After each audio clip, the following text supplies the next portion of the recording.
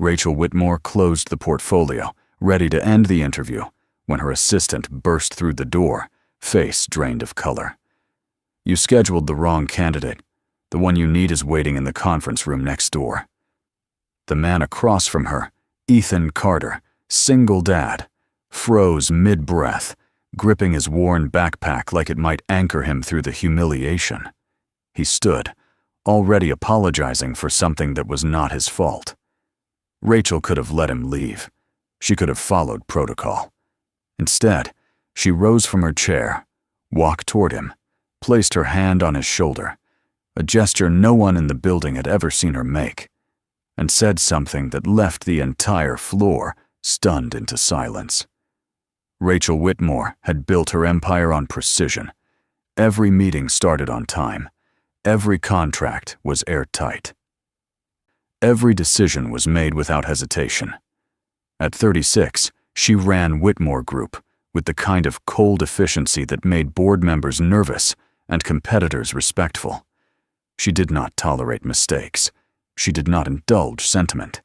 And she certainly did not allow anyone to waste her time. That morning, she sat in her corner office on the 42nd floor, scanning the resume of the next candidate. The position was for a senior operations manager, someone who could handle high-pressure situations and coordinate across departments without flinching. She had already interviewed 4 people that week. None of them had impressed her. This one, she hoped, would be different. The door opened. A man stepped inside, and Rachel looked up from the file. He was not what she expected. He wore a jacket that had seen better years, carried a backpack instead of a briefcase, and moved with the careful politeness of someone who had learned not to take up too much space. He looked tired, but not defeated. There was something steady in the way he held himself, like he had survived worse and kept going anyway. Rachel gestured toward the chair across from her. The man sat down, setting his backpack on the floor beside him, with the kind of quiet care people use when they cannot afford to replace things. She did not offer small talk. She never did. "Tell me about a time you handled a crisis under pressure," Rachel said, her tone flat and direct. The man blinked, then nodded. His voice was calm, almost too calm for someone sitting across from a billionaire CEO. "My daughter had a meltdown in the grocery store once. She was 4. I had 20 minutes to get home, make dinner, and get her to bed on time because she had school the next day. I couldn't yell at her. I couldn't rush her. I just had to figure out what she needed and meet her where she was." Rachel stared at him. That was not the answer she had been expecting. She had asked about crisis management, and he had told her about parenting. She waited for him to correct himself, to pivot into something more professional. He did not. "So what did you do?" she asked, her curiosity overriding her irritation. "I knelt down and asked her what was wrong," he said simply. "Turns out she was scared of the automatic doors. So I carried her out the side exit. Problem solved." Rachel leaned back in her chair, studying him. There was no bravado in his answer, no attempt to impress her. He had answered her question honestly, in his own terms. And somehow that honesty felt more solid than anything she had heard all week. She asked him another question, then another. Each time he answered with the same grounded sincerity. He talked about managing schedules, keeping promises, staying calm when everything fell apart. He never mentioned corporate strategy or profit margins. He talked about his life like it was a job he took seriously. Something felt off, but Rachel could not place it. She glanced at the resume again, frowning. The experience listed did not quite match the answers he was giving. She was about to ask him to clarify when the door opened without warning. Her assistant, Claire, stood in the doorway, face pale and eyes wide. She looked like she had just realized she had made a terrible mistake. Rachel felt a cold knot tighten in her chest. "I'm so sorry to interrupt," Claire said, her voice thin and shaky. "But there's been a scheduling error. The candidate for the senior operations position is waiting in the conference room next door. This..." She glanced at the man, then back at Rachel. "This is Mr. Carter. He applied for the office support role. The interview was supposed to be with HR, not with you. The room went still. Rachel felt the weight of the mistake settle over her like a lead blanket. She had just spent 20 minutes interviewing the wrong person. The man, Mr. Carter, sat frozen in his chair, his face flushing red. He looked down at his hands, then at his backpack, then back at Rachel. He stood quickly, almost knocking the chair over. "I'm so sorry," he said, his voice tight with embarrassment. "I didn't realize. I thought—" He stopped himself, shaking his head. "I should go. I'm really sorry for the confusion." Rachel watched him gather his things, moving with the practiced speed of someone who had learned to disappear when things went wrong. He did not argue. He did not demand an explanation. He just accepted the mistake as if it were his fault, even though it clearly was not. That quiet acceptance bothered her more than the error itself. He turned toward the door, backpack slung over one shoulder, and Rachel saw something in his posture that she recognized. It was the same exhaustion she saw in her own reflection some mornings, the kind that came from carrying too much, for too long, without asking for help. He was not angry. He was just tired. And he was leaving because he thought that was what he was supposed to do. Rachel stood. She did not think about it. She did not weigh the optics or consider the protocol. She just moved. "Wait," she said. Mr. Carter stopped, his hand on the door handle. He turned back, confusion flickering across his face. Rachel stepped around her desk, closing the distance between them. She did not touch him this time, but she stood close enough that he could not simply walk away. "You didn't do anything wrong," Rachel said, her voice quieter than usual. "This was our mistake, not yours." He nodded, but he did not look convinced. "I appreciate that, but I should still go. I need to pick up my daughter from school, and I'm already running late. She has a doctor's appointment at noon, and I promised I'd be there." Rachel glanced at the clock on the wall. It was 11:30 in the morning. She thought about the way he had answered her questions, the way he had talked about his daughter with the same seriousness most people reserved for board meetings. She thought about the steadiness in his voice, the absence of excuses, the way he had stayed calm even when everything around him had gone wrong. She made a decision. "What if I told you there's a position that might actually suit you better?" Rachel said. "Not the one you applied for. Something different." Mr. Carter looked at her like she had just spoken a language he did not understand. "I don't follow." "You came here looking for stable work," Rachel said. "I'm offering you a chance to prove you can handle it. A trial period, office coordination, scheduling, logistics, making sure things run smoothly when everyone else is panicking. It's not glamorous, but it's real work, and it pays better than what you applied for." He stared at her, and for a moment, Rachel thought he might refuse. But then he glanced at his backpack, at the worn strap he had been gripping so tightly, and something in his expression softened. "Why would you do that?" he asked. "You don't know me."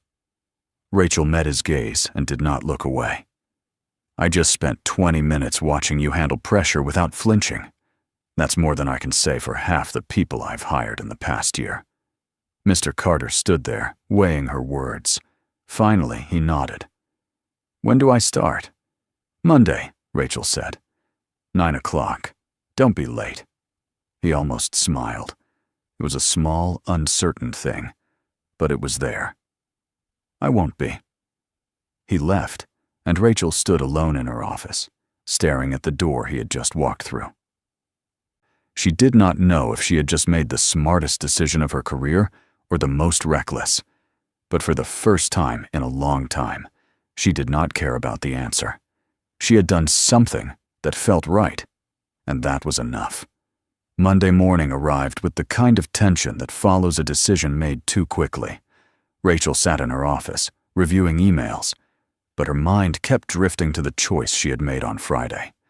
She had hired someone she barely knew, bypassing every protocol her company had in place. She had done it on instinct, and instinct was not something Rachel Whitmore trusted easily. By 8:45, the whispers had already started. Claire had mentioned the new hire to someone in HR, who mentioned it to someone in accounting. And now the entire floor knew that the CEO had personally interviewed and hired a man who had walked into the wrong room. The story had spread fast, twisting slightly with each retelling. Some versions made it sound like nepotism. Others made it sound like desperation. None of them made Rachel look good. Ethan Carter arrived at 8:58. Rachel saw him step out of the elevator, still carrying the same worn backpack, still moving with that same quiet care. He looked around the office like he was trying not to draw attention to himself, which only made people stare more. Claire directed him to a desk near the main coordination hub, a space usually reserved for junior staff who handled scheduling and logistics. He set his backpack down, pulled out a notebook, and sat down without fanfare. Rachel watched from her office doorway. She could see the glances, the raised eyebrows, the low conversations happening just out of earshot. She knew what they were thinking. They were wondering how someone like him had ended up here, sitting at a desk he had not earned through the usual channels. They were wondering if Rachel had lost her edge. She turned back to her office and closed the door. She had made her decision. Now she would see if it held. The first day passed without incident. Ethan kept his head down, asked questions when he needed to, and stayed out of everyone's way. He did not try to prove himself. He just worked. By Wednesday, he had learned the scheduling software, reorganized the supply closet, and fixed a recurring issue with the conference room booking system that had annoyed people for months. He did it without asking for credit. He just did it because it needed doing. But the whispers did not stop. If anything, they grew louder. Rachel overheard two junior managers talking in the break room on Thursday afternoon. She had gone to refill her coffee and found herself standing just outside the door, listening to a conversation she was not supposed to hear. "I'm just saying, it's weird," one of them said. His name was Greg, and he worked in operations. "She interviews the wrong guy and then hires him anyway? That's not how this place works." "Maybe he knows someone," the other one said. Her name was Jessica, and she handled client relations. "Maybe he's got some connection we don't know about." "Or maybe she just felt sorry for him," Greg said. "Single dad, struggling to make ends meet. Pulls at the heartstrings, right?" Rachel felt her jaw tighten. She stepped into the break room and both of them froze. She did not say anything. She just poured her coffee, met their eyes, and walked out. The silence behind her was louder than anything they could have said. Friday morning brought the real test. Rachel was in a meeting when it happened, so she did not see it unfold in real time. She only heard about it afterward, from 3 different people, each with their own version of the story. But the core of it was the same. A major client, the head of a logistics firm worth hundreds of millions of dollars, had arrived 30 minutes early for a 2 o'clock meeting. The reception desk had not been notified. The conference room was still occupied. The assistant who usually handled VIP arrivals was out sick. And the client, a man named Robert Brennan, who did not tolerate incompetence, was standing in the lobby looking irritated and ready to walk out. Ethan had been at his desk, working through a backlog of scheduling requests, when he noticed the commotion. He saw the receptionist panicking, saw the man in the expensive suit checking his watch, and he stood up. He did not ask permission. He just walked over. "Mr. Brennan?" Ethan said, his voice calm and even. "I'm Ethan Carter, office coordination. I apologize for the confusion. Your meeting was scheduled for 2, but I can see you're here early. Let me get you set up in a private lounge while we finish preparing the conference room." Robert Brennan looked at him, clearly weighing whether to be annoyed or impressed. "I don't like waiting," he said. "Understood," Ethan replied. "Give me 5 minutes. I'll make sure everything's ready. And I'll personally walk you to the room when it's time." Brennan considered this, then nodded. Ethan led him to a quieter area, offered coffee, and disappeared. In the next 5 minutes, he cleared the conference room, alerted Rachel's team, arranged for refreshments, and returned to escort Brennan exactly when he said he would. The meeting went smoothly.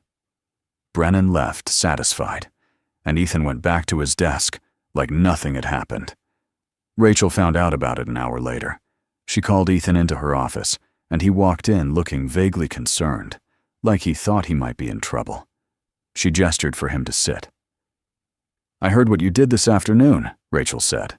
Ethan nodded. "I hope that was all right. I know I probably should have asked someone first, but there wasn't time." "You handled it perfectly," Rachel said.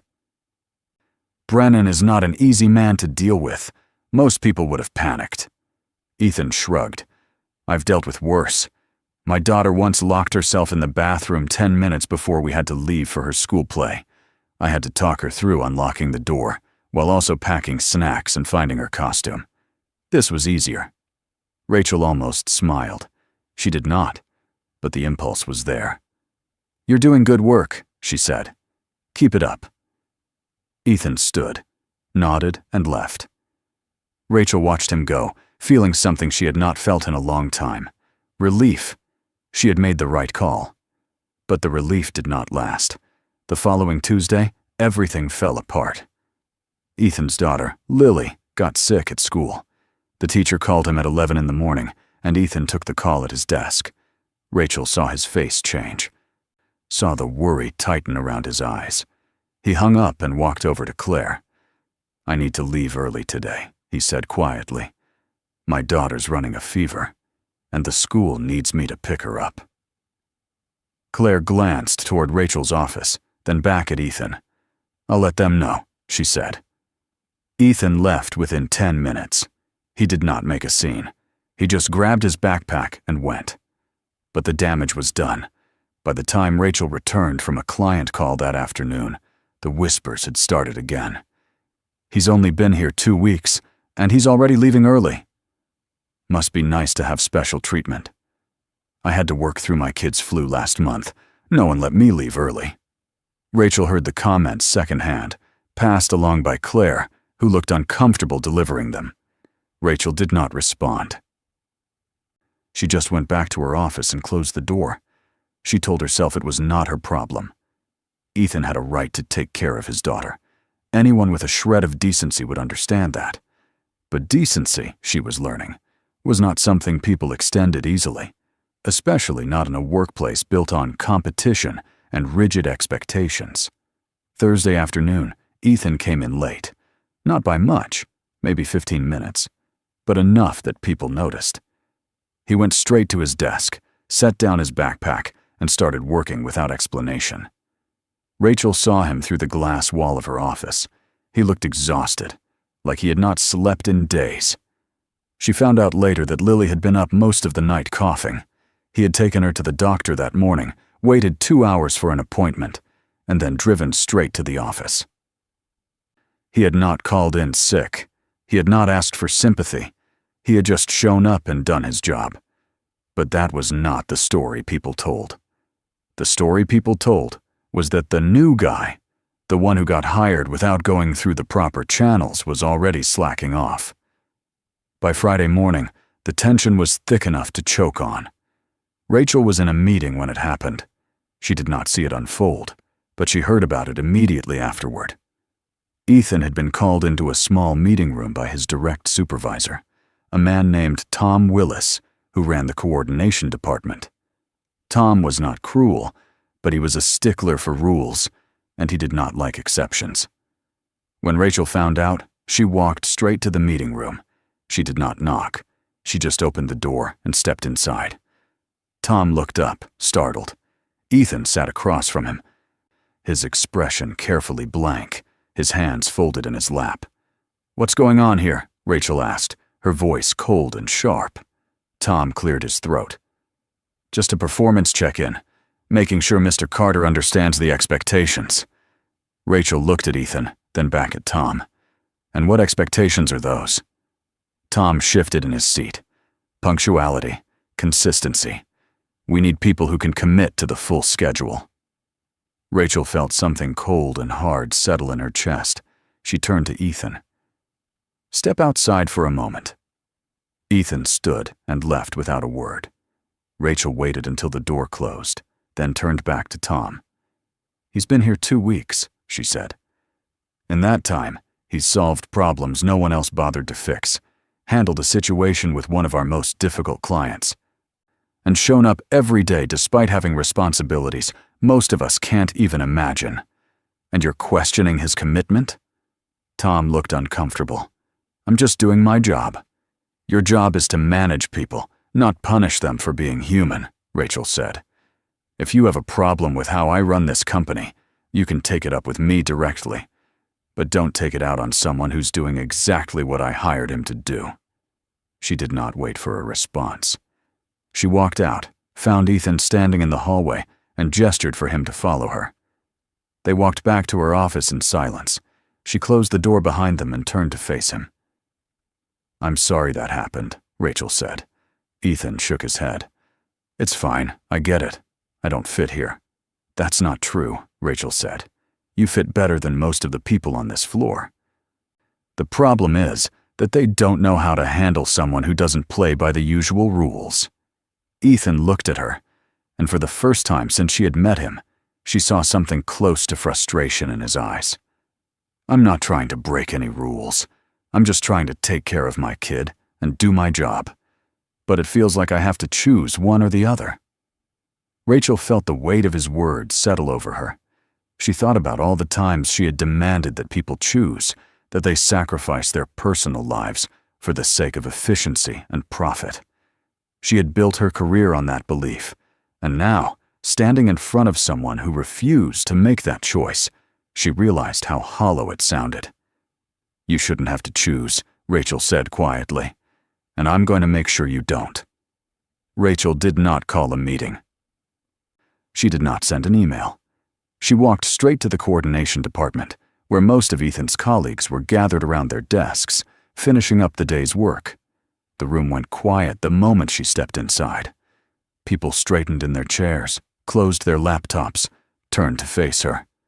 Rachel Whitmore did not visit the lower floors often, and when she did, it usually meant something had gone wrong. She stood in the center of the room and let the silence settle. Then she spoke, her voice calm but firm enough to carry weight. "I want to address something that's been circulating around this office," Rachel said. "There's been talk about Ethan Carter, about how he was hired, about whether he deserves to be here. I'm going to settle that right now." She saw a few people exchange glances. Tom Willis stood near the back, arms crossed, looking uncomfortable. Rachel did not look at him. She kept her gaze steady, sweeping across the room. "Ethan Carter was not hired because I felt sorry for him," Rachel continued. "He was hired because I saw something in him that this company needs more of. Composure under pressure, the ability to solve problems without making them worse, and the integrity to show up and do the work, even when the circumstances are difficult." She let that sit for a moment, then went on. "I made a mistake when I interviewed him. That part is true. But the mistake wasn't hiring him. The mistake was assuming that everyone in this company would recognize competence when they saw it, instead of looking for reasons to discredit it." The room was still. No one spoke. Rachel could see the discomfort on some of their faces, the defensiveness on others. She did not soften her tone. "Ethan has a daughter. He's raising her on his own. That means sometimes he has to leave early. Sometimes he has to come in late. And if any of you think that makes him less committed to his work, then you're not paying attention.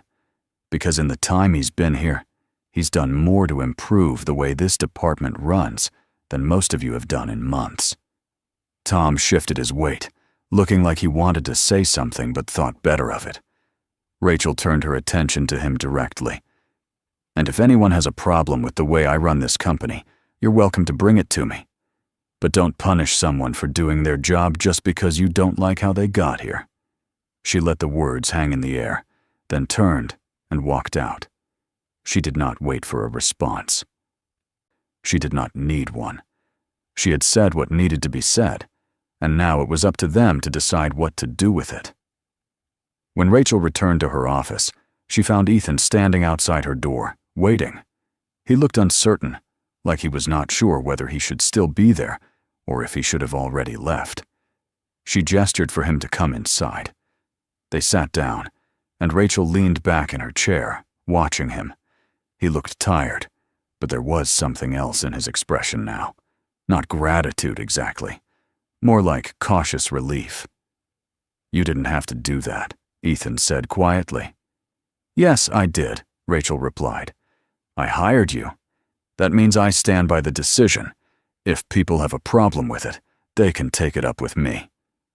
Ethan looked down at his hands, then back at her. "I don't want to be a liability."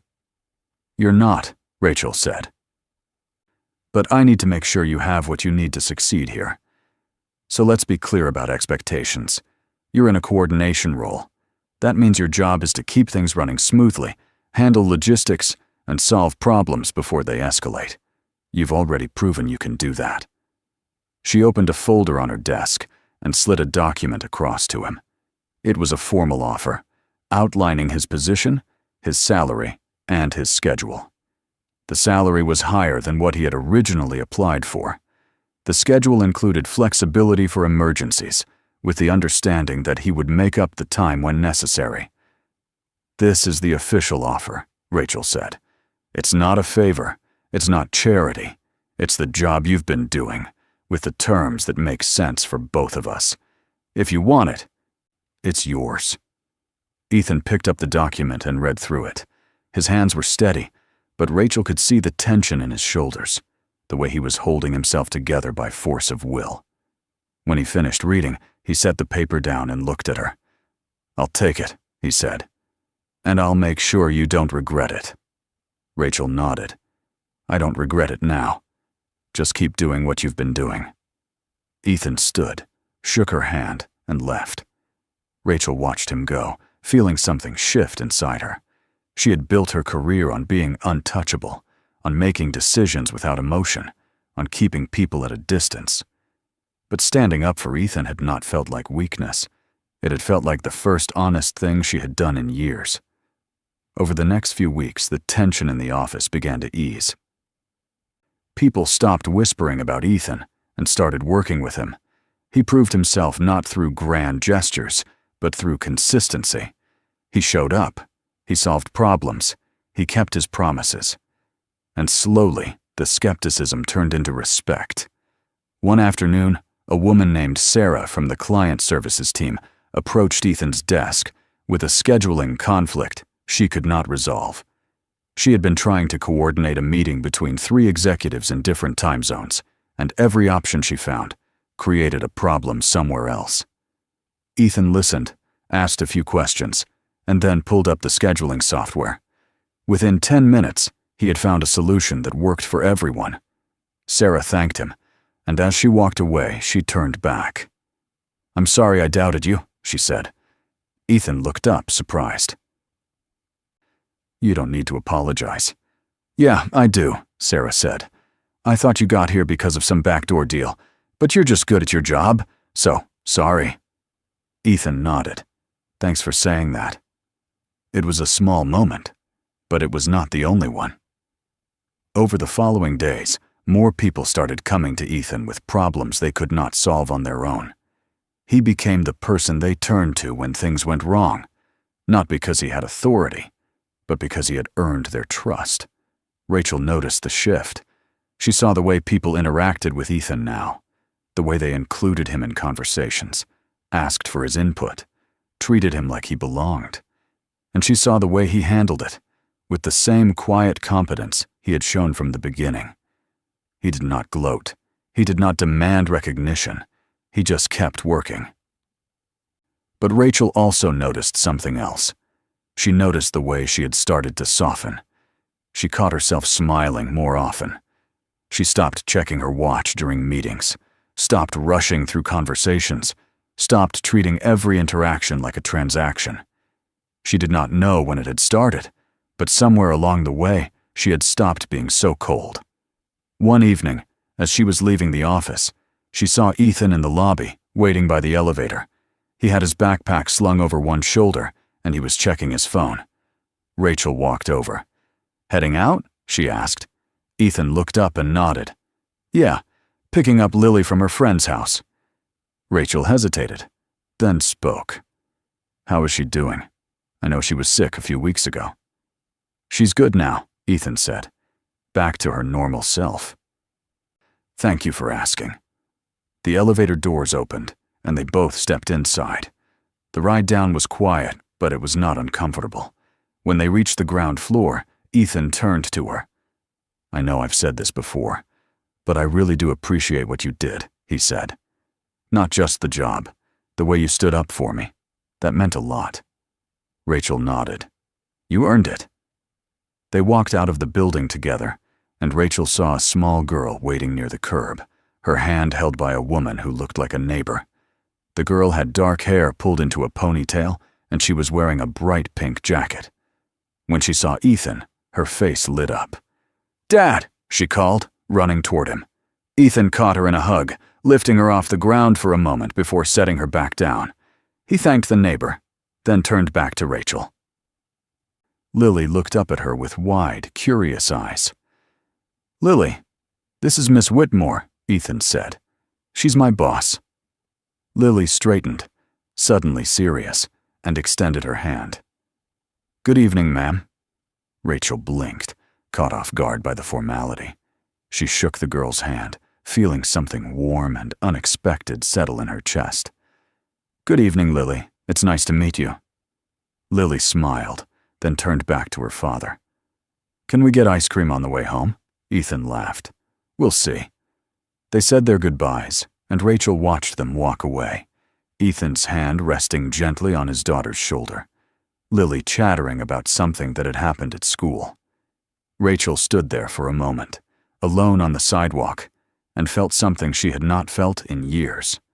She felt lighter, less burdened, less alone. She thought about the way she had built her life, the walls she had constructed to keep people out, the belief that success meant never needing anyone. And she thought about Ethan, who had walked into her office by mistake and shown her something she had forgotten. That strength was not about being untouchable. It was about showing up, even when things were hard. It was about taking care of the people who mattered. It was about being human. Rachel turned and walked to her car. She did not have all the answers. She did not know how to fix everything that was broken in her life. But for the first time in a long time, she felt like she was moving in the right direction. The weeks that followed were quieter. Ethan settled into his role, and the office settled around him. There were still challenges, still moments of tension. But they were manageable. People learned to adapt. They learned that flexibility was not the same as weakness. They learned that treating people with dignity made the work better, not worse. Rachel found herself thinking about Ethan's words more often than she expected. He had told her once that he was not just working for himself. He was working for his daughter, for the life he wanted to give her, for the example he wanted to set. And Rachel realized that she had been working for nothing but herself for too long. She had built an empire, but she had built it alone, and the loneliness had started to hollow her out. She did not change everything overnight. She did not suddenly become warm and approachable, but she started making small adjustments. She stopped demanding that people sacrifice their personal lives for the sake of the company. She started listening more, judging less. She started trusting that people could be good at their jobs without being perfect. And slowly, the culture of the company began to shift, not because of a policy change or a new initiative, but because the person at the top had decided to be a little more human. And people responded to that. They worked harder, not out of fear, but out of respect. They stayed longer, not because they had to, but because they wanted to. One Friday afternoon, Rachel walked through the office and saw something she had not seen in years. People were laughing. Not the polite, performative laughter of a corporate team-building exercise, but real, Genuine laughter. Someone had brought in donuts. Someone else had put on music. The work was still getting done, but the atmosphere had changed. It felt lighter. It felt like people actually wanted to be there. Rachel stood in the doorway of her office and watched. She did not join in. That was not who she was.